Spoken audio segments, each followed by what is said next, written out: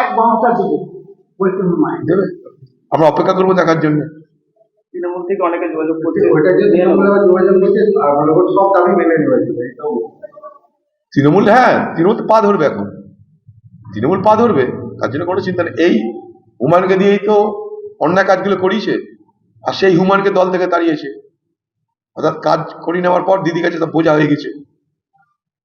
এখন যখন প্রতিবাদ হচ্ছে, তৃণমূলের মধ্যে খলবলি মিশে গেছে, তৃণমূলের মধ্যে অনেক মুনাফেকের জন্ম হয়ে গেছে, তারা গ্রামে বেরোতে পারছে না। একটা ছেলেকে ডেকে নিয়ে গিয়ে তাকে জল খাইয়ে আর ওদিক থেকে কলকাতাতে নিয়ে গিয়ে তাকে দল থেকে তাড়ানোর ব্যবস্থা করছে। কি দরকার ছিল চালাকি করা? তারাবে তারা, রাখবি রাখ, মুনাফেকি করা কি দরকার ছিল? দিদি মুনাফেকদের নেত্রী। আক্রান্ত বিএলও, পর্দায় বিএলওর বাড়িতে গভীর রাতে ইটপাটকেল ভাঙলো জানলার কাজ। মনে করলে পুলিশ এখনই বার করে নিতে পারে। আমার ধারণা টিএমসি পার্টির কথা শুনছে না কোনো বিএলও, এবং তার জন্যই তার বাড়িতে ইটপাটকেল পড়েছে, এবং পুলিশের গ্যাথারটাই পড়েছে। এগুলো সব টিএমসির কাজ বলে আমি মনে করছি, এইটা অন্তত। রাজ্যে প্রায় 1 কোটি রাখতে পারে কমিশন, দাবি করছেন বিজেপি নেতা রাহুল সিনহা। কেন বারবার এই 1 কোটি সংখ্যা তত্ত্ব নিয়ে খুব আগ্রহী বিরোধী দল রাজ্যে? এই সংখ্যা কতটা বেকায়দায় ফেলতে পারে শাসক দলকে? এটা শাসক দলকে কি বেকায়দায় ফেলবে জানি না, তো বিজেপিকে তো বেকায়দায় ফেলবেই ফেলবে। কারণ বিজেপি যে লক্ষ্য নিয়ে এটা ভাবছে যে 1 কোটি, তাদের সেই লক্ষ্য, তাদের ইচ্ছা পূরণ হবে না। এগুলো বেকার মানুষের মধ্যে। দেখুন, এসআইআর যদি এসআইআর হয়, তো তার প্রবক্তা বিজেপি নেতা হবে কেন? 1 কোটি কেন, 10 কোটি নাম বাদ যাক, কিন্তু তার প্রবক্তা বিজেপি পার্টির নেতা হবে কেন? সেটা তো ফাইনাল স্ক্রুটিনি হওয়ার পর আমরা জানতেই পারবো। কিন্তু এখন থেকে তার প্রবক্তাগিরি করে বিজেপি পার্টির নেতারা কাকে ভয় দেখাতে চাইছে? আজকে দেখুন, মতুয়াদের ভবিষ্যৎ অন্ধকার হয়ে গেল, তার জন্য বিজেপি পার্টির নেতারা ভাবছে না। কিন্তু মতুয়াদের ভোটাধিকার থাকবে কি থাকবে না তারা জানে না, ভোট দিতে পারবে কিনা জানে না। সুপ্রিম কোর্টের নির্দেশ দেখেছেন আপনারা? তো তাদের জন্য না ভেবে 1 কোটি, কাকে বাদ দিতে চেয়েছেন 1 কোটি? আর মনে করুন 1 কোটি বাদ গেল না, তখন আপনি দায়িত্ব নেবেন আপনার স্টেটমেন্টের? ফালতু যত কথাবার্তা, কক অ্যান্ড বুল স্টোরি সব করছে। ভোটের দিন গাড়িতে ধাক্কা, দুর্ঘটনায় আহত শেখ শাহজাহান মামলার অভিযুক্ত ঘোলাঘোল দুর্ঘটনায় মেরে দিতে পারে, মেরে দিতে পারে। এটা সাক্ষী, এখন ট্রায়াল হয়তো হতে পারে, কাস্টডি ট্রায়াল হতে পারে, তার জন্য মেরে দাও সাক্ষীকে, করতেই পারে। এটাই তো মস্তানদের সব থেকে বড় কেরামতি। পশ্চিমবঙ্গে শাহজাহানদের যাতে কিছু না হয়, তার জন্য পশ্চিমবঙ্গ সরকার সক্রিয়, করতেই পারে। এটা খুব স্বাভাবিক ঘটনা, মেরে দিতে চেষ্টা করছে। তাই যারা কাস্টডি, মানে যারা উইটনেস আছে, সেই উইটনেসকে প্রোটেকশন দেওয়ার দায়িত্ব কিন্তু পশ্চিমবঙ্গ সরকারের পুলিশ বিভাগে। ছাব্বিশের নির্বাচন দেবরাজ তিনি বলছেন বঞ্চনার জন্য এবং আবেগ নিয়ে বাবলির দরবারে সংখ্যালঘু মনে করেন দেবরাজ বিধায়ক হুমায়ুন। সংখ্যালঘু নেতা হওয়া তৃণমূলের মধ্যে কি একটা এলিট জন্ম না, এই যে হুমায়ুন জাগত দেবরা, সে নিজে খুব একটা হিনিয়াস অফিসার। সে আমাকে খুন করানোর চেষ্টা করেছিল জেলখানার মধ্যে আসামিদেরকে ফিট করে। চ্যালেঞ্জ করলে আমাকে যখন তদন্তকারী আসুক সব বলতে পারবো আমি, আপনাদের মিডিয়ার সামনে বলছি।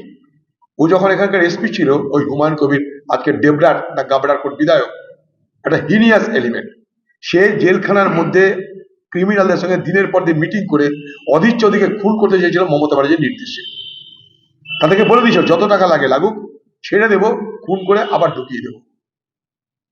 এই সেই হুমায়ুন, যার আমলে এই মুর্শিদাবাদে প্রথম আমাদের কংগ্রেসের এমএলএ কে ভাঙানো শুরু হয়েছিল। ভয় দেখিয়ে কংগ্রেস একটা এমএলএ কে ভাঙিয়ে তৃণমূলে জয়েন করেছিল। তার পুরস্কার হিসাবে তাকে মমতা ব্যানার্জি বড় বড় পদ দিল, তাকে এমএলএ করলো, মন্ত্রী করলো। আমি আবার বলছি, হিনিয়াস এলিমেন্ট।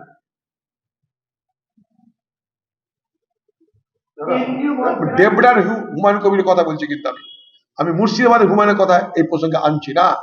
আমি দেবরার হুমায়ুন কবি যার কথা রেফার করলেন তার কথা বলছি, হিনিয়াস এলিমেন্ট। সাদা পাতা দেখিয়ে বিক্ষোভ তৃণমূল সাংসদদের, সাংসদ ভবনে চত্বরে পশ্চিমবঙ্গে বকেয়া মেটানোর দাবিতে স্লোগান বিক্ষোভ। করতেই পারে, বাংলার দাবি মেটানোর দায়িত্ব কেন্দ্রের, কিন্তু পশ্চিমবঙ্গ সরকার এতদিন চুপ করেছিল কেন? বিষয়টা যে পশ্চিমবঙ্গ সরকার এতদিন চুপ করেছিল কেন? এটা আমাদের আইনগত অধিকার। এই আইনি অধিকার আদায়ের জন্য হাইকোর্ট, সুপ্রিম কোর্ট কেন হয়নি? এতদিন চুপ ছিলেন কেন আপনি?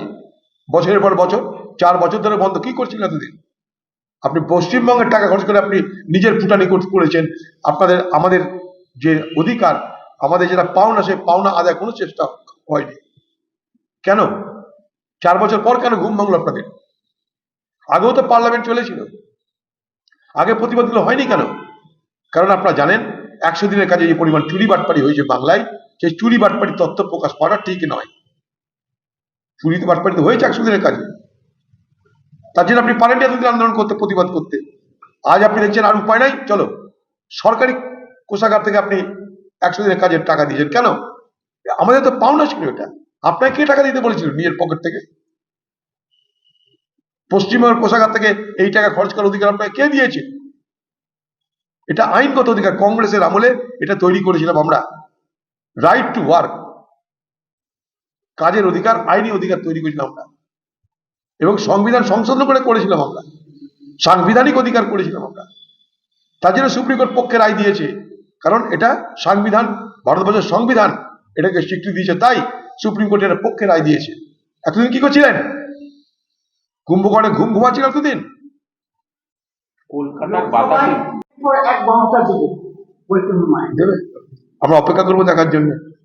তৃণমূল থেকে অনেকে যোগাযোগ করছে। ওটা যে তৃণমূল আবার যোগাযোগ করছে, আর মনে করছে সব দাবি মেনে নিয়েছিল। তৃণমূল, হ্যাঁ তৃণমূল তো পা ধরবে এখন, তৃণমূল পা ধরবে, তার জন্য কোনো চিন্তা নেই। এই হুমায়ুনকে দিয়েই তো অন্যায় কাজগুলো করিয়েছে, আর সেই হুমায়ুনকে দল থেকে তাড়িয়েছে। অর্থাৎ কাজ করিয়ে নেওয়ার পর দিদি কাছে তা বোঝা হয়ে গেছে। এখন যখন প্রতিবাদ হচ্ছে, তৃণমূলের মধ্যে খলবলি মেশে গেছে, তৃণমূলের মধ্যে অনেক মুনাফেকের জন্ম হয়ে গেছে, তারা গ্রামে বেরোতে পারছে না। একটা ছেলেকে ডেকে নিয়ে গিয়ে তাকে জল খাইয়ে আর ওদিক থেকে কলকাতাতে নিয়ে গিয়ে তাকে দল থেকে তাড়ানোর ব্যবস্থা করছে। কি দরকার ছিল চালাকি করা? তাড়াবে তারা, রাখবি রাখ। মুনাফেকি করা কি দরকার ছিল? দিদি মুনাফেকদের নেত্রী। তার মধ্যে এরা আক্রান্ত বিএলও, পর্দায় বিএলওর বাড়িতে গভীর রাতে ইটপাটকেল ভাঙলো জানলার কাজ। মনে করলে পুলিশ এখনই বার করে নিতে পারে। আমার ধারণা টিএমসি পার্টির কথা শুনছে না কোনো বিএলও, এবং তার জন্যই তার বাড়িতে ইটপাটকেল করেছে, এবং পুলিশের গ্যাথারটাই পড়েছে। এগুলো সব টিএমসির কাজ বলে আমি মনে করছি, এইটা অন্তত। রাজ্যে প্রায় 1 কোটি ডাকতে পারে কমিশন, দাবি করছেন বিজেপি নেতা রাহুল সিনহা। কেন বারবার এই 1 কোটি সংখ্যা তত্ত্ব নিয়ে খুব আগ্রহী বিরোধী দল রাজ্যে? এই সংখ্যা কতটা বেকায়দায় ফেলতে পারে শাসক দলকে? এটা শাসক দলকে কি বেকায়দায় ফেলবে জানি না, তো বিজেপিকে তো বেকায়দায় ফেলবেই ফেলবে। কারণ বিজেপি যে লক্ষ্য নিয়ে এটা ভাবছে যে 1 কোটি, তাদের সেই লক্ষ্য, তাদের ইচ্ছা পূরণ হবে না। এগুলো বেকার মানুষের মধ্যে। দেখুন, এসআইআর যদি এসআইআর হয়, তো তার প্রবক্তা বিজেপি নেতা হবে কেন? 1 কোটি কেন, 10 কোটি